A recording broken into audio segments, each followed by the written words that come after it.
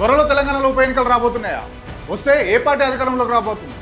పదే పదే ఉప ఎన్నికలు వస్తే గెలిచేది మేమే అంటున్న బీఆర్ఎస్ నేతల వాక్యాల్లో అంతర్యం ఏంటి? ఇవన్నీ ఈరోజు ద బ్యాక్ స్టోరీలో చూద్దాం.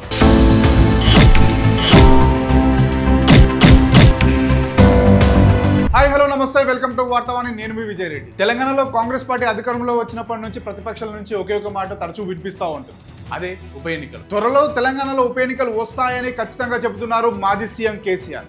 మరోవైపు కేటీఆర్ కూడా ఇదే వ్యాఖ్యలు చేశారు. మొన్న అంబేద్కర్ జయంతి సందర్భంగా బీఆర్ఎస్ నేతలతో ఏర్పాటు చేసిన సమావేశంలో పలు కీలక వ్యాఖ్యలు చేశారు. తెలంగాణలో ఇప్పటికిప్పుడు ఎన్నికలు జరిగితే బీఆర్ఎస్ పార్టీ సునామీల అధికారంలోకి వస్తుందని అన్నారు. ఒక్కసారి ఆ విజువల్స్ చూద్దాం. నిజంగా ఇవ్వాలని నేను చెప్తున్నా, తెలంగాణలో ఇప్పుడు ఎలక్షన్ల కింద పెడితే తుఫాను వాతావరణంలో బీఆర్ఎస్ పార్టీ అధికారంలోకి వచ్చి పక్క. ఇది నా మాట కాదు. మీరు ఇవాళ ఇక్కడికి వెళ్ళి బయట పోయి రోడ్డు మీద ఉత్తగా 10 నిమిషాలు టైంపాస్ నిలవడు, రాంగ పొంగ పోయిటలో పట్టుకోండి. ఎవరైనా సరే, కులం మతం ఏదన్నా కానీ, ఆటో ఆయనకి వెళ్ళి మొదలు పెడితే అంతరిక్షంలోకి పంపి రాకెట్లు తయారు చేసి ఆయన దాకా అడుగురి. ఏం సంగతి అన్న, ఎవరో కొట్టెత్తావు, మరి ఏం సంగతి అంటే వీని జల్దీ పంపిర్రు ఏదైనా చేసి అంటారు. కేటీఆర్ చేసిన వ్యాఖ్యలు పక్క పెడితే దుబ్బాక బీఆర్ఎస్ ఎమ్మెల్యే కొత్త ప్రభాకర్ రెడ్డి మాట్లాడుతూ కాంగ్రెస్ పాలనలో ప్రజలు విసుగు చెందారని, వీలైతే కొందరు కాంగ్రెస్ ఎమ్మెల్యేలను కొని తమ పార్టీలో చేర్చుకోవాలని కేసీఆర్ ని కోరుతున్నట్లు చెప్పారు. ప్రస్తుతం ఆయన చేసిన ఈ వ్యాఖ్యలు రాష్ట్ర రాజకీయాల్లో దుమారం రేపుతున్నాయి. ఒకసారి కొత్త ప్రభాకర్ రెడ్డి ఏం మాట్లాడారో విందాం. మాకు తెలియ ఏ బిజినెస్ మ్యాన్ నాకు తెలిసిన వాళ్ళు కొంచెం ఫ్యాక్టరీలకి ఆడడం ఉద్యోగస్తులు అన్న మాకుండా కూడా రాదని ఎందుకు అంటే మరి గవర్నమెంట్ వశపొందలేదు, ఇక్కడ వడగొట్టలేదు, దండం పెట్టాం, పైసలు ఇస్తాం, మీకు మొత్తం పైసలు ఇస్తామంటాం. కొన్ని అవసరం అనుకుంటే ఎమ్మెల్యేలు కానీ ఉండప్పుడు మీరు ఉంటే దరిద్రం ఇది దీన్ని మొత్తం కథ పట్టేదని ఎంతో మంది అంటున్నారు, బిల్డర్స్ అంటారు. మరి బీఆర్ఎస్ నేతలు చెప్పినట్టు ఉప ఎన్నికలు వస్తే సీఎం కుర్చీ నుంచి రేవంత్ అవుట్ అవుతారా? ఉప ఎన్నికలు వస్తాయా రావా అనే ఊహాగానాలు పక్కకు పెడితే అసలు గ్రౌండ్ రియాలిటీలో కాంగ్రెస్ ఏడాదిన్నర పాలనపై ప్రజలేమనుకుంటున్నారో చూద్దాం. చేస్తాడని అందరూ ఓట్లేసి గెలిపించారు. గెలిపించినందుకు ఆయన చేసిన అమలు పరిచయం ఒకటి బస్సు ఒకటే చేసిండు. ఇప్పుడైతే ప్రస్తుతం ఇంకేది కాలేదు, ఏది రావట్లేదు. పాపం 900 కడుతున్నాము, ఏది రావట్లేదు, ఏది రావట్లేదు. మాకు రైతు బంధు కూడా పడతలేదు, ఏది వస్తలేదు. ఏం చేసి నేను చేయలేదు. ఏడా ఎప్పుడు ఇచ్చిండు? మాకు 4 తులం కాదు, 4 ఇచ్చిండు.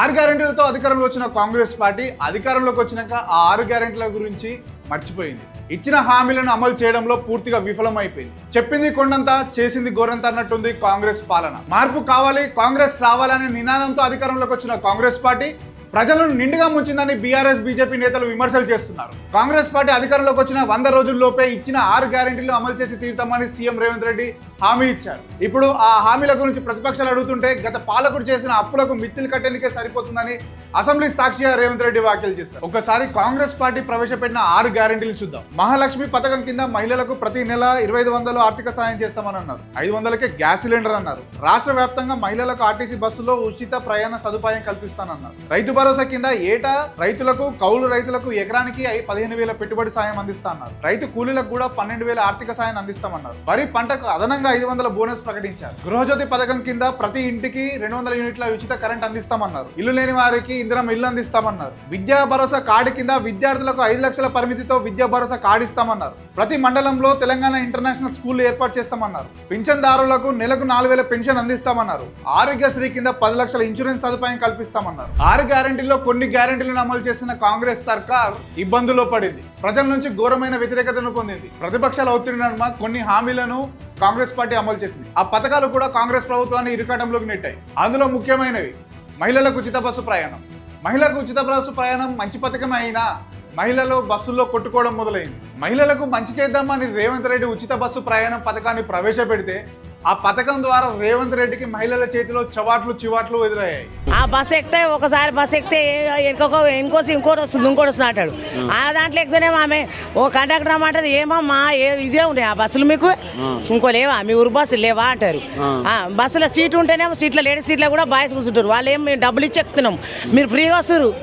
అంత దారుణంగా చేస్తారు లేడీస్ మాత్రం. ఆ బస్సు ఎవడు పెట్టమన్నాడు, ఎవడు పెట్టమని అన్నోడు, ఆడవాళ్ళకి విలువ లేకుండా అయిపోయింది. గతంలోనే బాగుండేది, టికెట్ కొని బస్సులో ప్రయాణించే వాళ్ళు.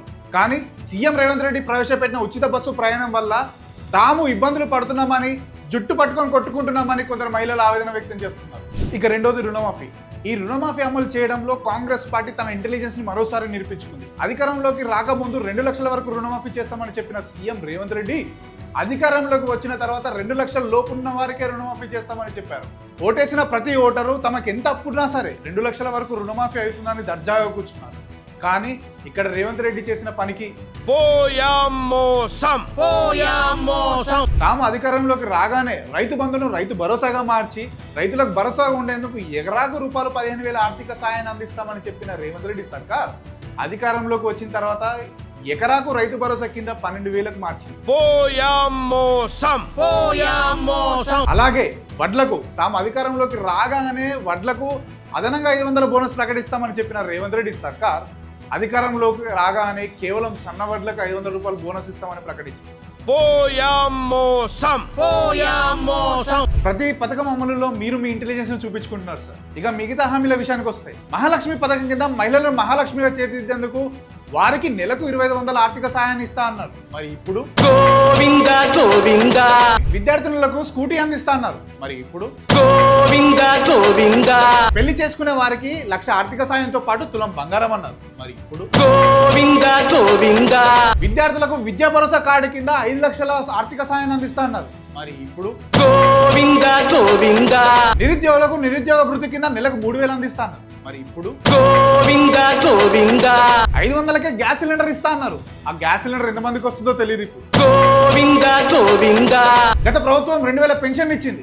మేము అధికారంలోకి రాగానే 4,000 పెన్షన్ అందిస్తామని చెప్పిన రేవంత్ సర్కార్ ఇప్పుడు ఏమైంది? తెలంగాణలో నిరుద్యోగం లేకుండా చేస్తామని చెప్పారు. కానీ ఇవాళ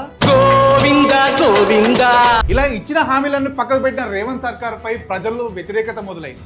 హైడ్రానే తీసుకొచ్చారు. గుడిసెలుండ పేదలని రోడ్ల మీద తెచ్చారు. మూసి ప్రక్షాళన అన్నారు. మురికివాడలను సుందరీకరణ చేస్తామన్నారు. ఆ మురికివాడలను నివసించే వారికి నివాసం లేకుండా చేశారు. ఇలా ఇచ్చిన హామీలు అమలు చేయడంలో విఫలమైన రేవంత్ సర్కార్ ప్రజల నుంచి తీవ్ర వ్యతిరేకతను ఎదుర్కొంటుంది. ఈ నేపథ్యంలోనే స్థానిక సంస్థల ఎన్నికలకు బ్రేక్ వేసింది. ఎన్నికల సమయంలో ఇచ్చిన హామీలు 100% అమలు చేసిన తర్వాతే ప్రజల్లోకి వెళ్లి ఓటు అడగాలని నిర్ణయం తీసుకున్నట్లు సమాచారం. మరి స్థానిక సంస్థల ఎన్నికల్లో కాంగ్రెస్ తన ఉనికిని చాటుకుంటుందా లేదా వేచి చూడాలి. స్టేట్ ఇంటూ వార్తావాణి, నేను మీ విజయారెడ్డి, సైనింగ్ ఆఫ్.